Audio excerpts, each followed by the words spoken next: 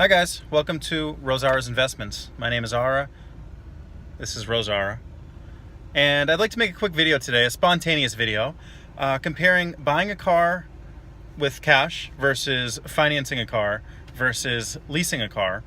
And I'd also like to compare buying a new car versus buying a used car. So what I did first personally for my car that I'm driving right now is I found a car that was 7 years old. I ended up saving up some money, and I did a lot of research. I was not in a rush to buy a car, so I spent a few weeks looking online, looking on Craigslist, looking at different dealerships. And I probably stopped at about 7 or 8 places, and I kind of got a feel for the type of car that I wanted. I wanted something that was very good on gas. That was important to me, and I got a feel for it. And when I went to the third or fourth or fifth dealership, I had a very good idea of what used cars were going for that were good on gas. And I was able to quickly spot a good deal. I ended up buying my car for $4,400. And believe it or not, that was actually far below the range that I was looking for. I was looking for something anywhere from $3,000 to $10,000.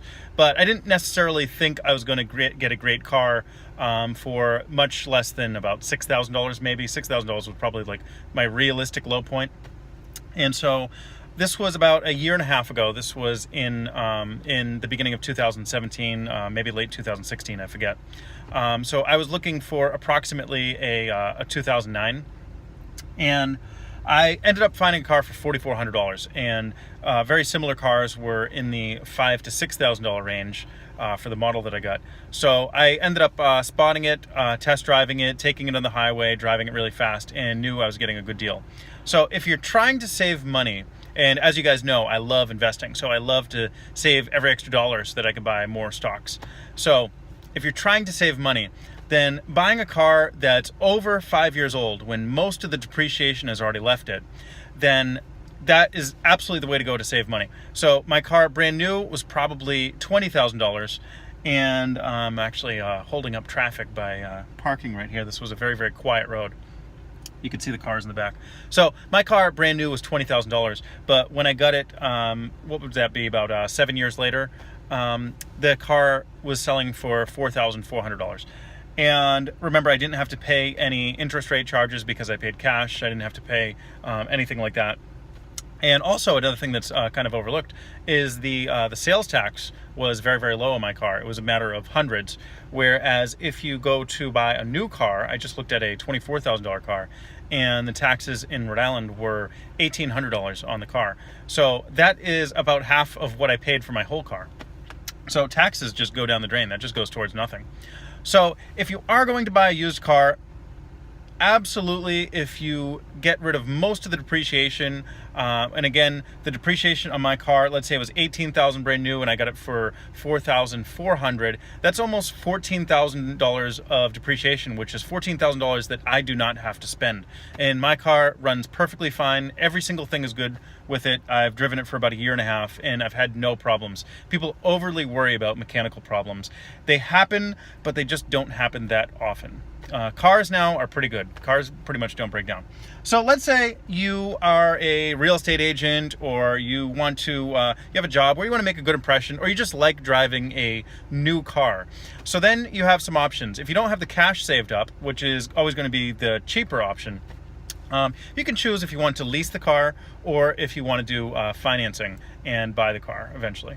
So these two options are for people with two different mindsets. So if you're the type of car that wants to buy a new car and you're going to own it for a long time, let's say you're going to own it for 6, 7, 8, 9, 10, 11, or even more years, then I would definitely choose to finance the car. And when you finance the car, let's say it's a $20,000 car, you can choose how long you want to finance the car over.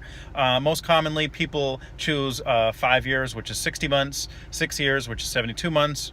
Some people even can choose longer than that. I don't know how long you would feel comfortable, making car payments on a car.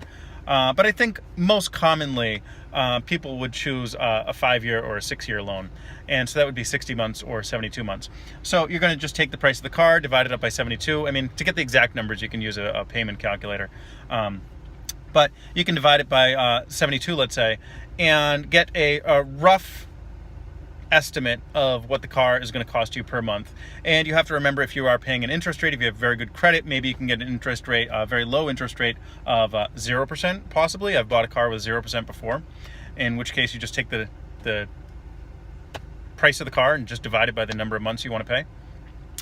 But more realistically, you might not have perfect credit. Maybe they're not offering 0% interest, whatever the case is, and you might have to pay 5%, let's say. So you can plug those numbers into a payment calculator, get the exact numbers, which I do recommend. You could probably just Google payment calculator, bring your phone and just Google it. But yeah, so let's say you find out that if hypothetically it was 0 interest, you'd be paying $300 a month for this car. Then if you have a 5% interest rate, you plug that into a payment calculator, and now let's say your payments are $345. And what happens is you're going to pay for this car. Let's say you choose 60 months. So after 60 months, the bank is going to mail you the title for the car, and you are actually going to own the car after those 60 months. Now, leasing is a little bit different than that, and this is targeted for people that always like to have a new car. And owning the car is not so important to them.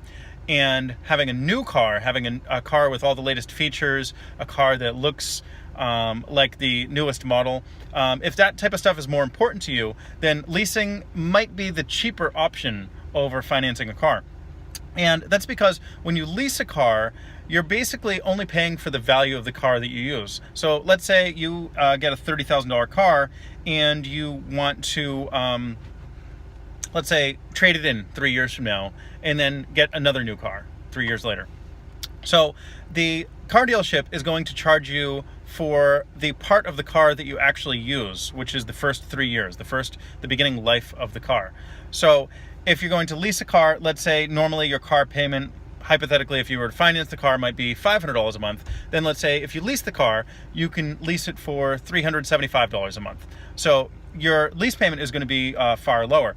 And that's because what the car company is doing is saying that you're going to drive this car for 3 years. Let's say you choose 36 months. And let's say you choose that you're going to do 12,000 miles a year. So 3,600 miles total, which is 12,000 miles a year.